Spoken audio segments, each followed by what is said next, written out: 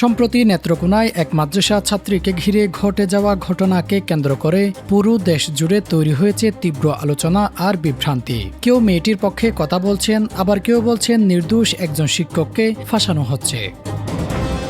সত্য মিথ্যার এই ধোঁয়াশার মধ্যেই অনেকেই দাবি তুলেছেন ডিএনএ পরীক্ষার, কারণ একটি ডিএনএ রিপোর্টই পারে প্রকৃত অপরাধীকে শনাক্ত করতে এবং নির্দোষ কাউকে অপমানের হাত থেকে রক্ষা করতে। আর ঠিক এমনই একটি ঘটনা এবার সামনে এসেছে ফেনীর পরশুরাম উপজেলা থেকে, যেখানে ডিএনএ পরীক্ষার ফলে শেষ পর্যন্ত নির্দোষ প্রমাণিত হয়েছে এক মসজিদের ইমাম ও মক্তব শিক্ষক। ঘটনাটি ঘটে 2024 সালের 24 নভেম্বর। ওই সময় এক কিশোরীর পরিবার স্থানীয় ইমাম মোজাফফর আহমেদের বিরুদ্ধে ধর্ষণের অভিযোগ আনে মামলা করে। অভিযোগের পরপরই এলাকা জুড়ে ছড়িয়ে পড়ে ব্যাপক চাঞ্চল্য। মানুষ না জেনেই ইমামের বিরুদ্ধে নিন্দা শুরু করে। তাকে গ্রেফতার করা হয় এবং টানা 1 মাস 2 দিন কারাগারে থাকতে হয়। শুধু তাই নয়, তিনি হারান নিজের ইমামতির দায়িত্ব, ইসলামিক ফাউন্ডেশনের চাকরিও চলে যায় তার।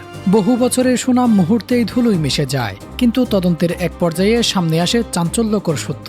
সিআইডি ইমামের ডিএনএ পরীক্ষা করলে দেখা যায় শিশুটির সঙ্গে তার কোনো মিল নেই।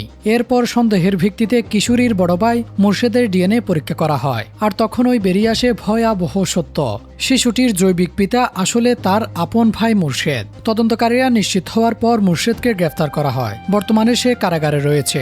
এই ঘটনার পর নির্দোষ প্রমাণিত হওয়া ইমাম মোজাফফর আহমদ খুব প্রকাশ করে বলেন, তিনি এমন একটি অপবাদ পেয়েছেন যা তার জীবনকে ধ্বংস করে দিয়েছে। সমাজের সম্মান হারিয়েছেন, চাকরি হারিয়েছেন, মানুষ তাকে ঘৃণা করেছে। এখন তিনি এই মিথ্যে অভিযোগের বিচার এবং ক্ষতিপূরণ দাবি করছেন। এই ঘটনা আমাদের জন্য একটি বড় শিক্ষা। সামাজিক যোগাযোগ মাধ্যমে বা মানুষের কথায় প্রভাবিত হয়ে কাউকে অপরাধী বানিয়ে ফেলা খুব সহজ, কিন্তু সত্য প্রকাশ পেতে সময় লাগে। আর সেই সময়ের মধ্যে একজন নির্দোষ মানুষের জীবন পুরোপুরি ধ্বংস হয়ে যেতে পারে। তাই আবেগ নয়, প্রয়োজন সঠিক তদন্ত, কারণ সত্য একদিন না একদিন প্রকাশ হবেই। Desk report, ট্রো news.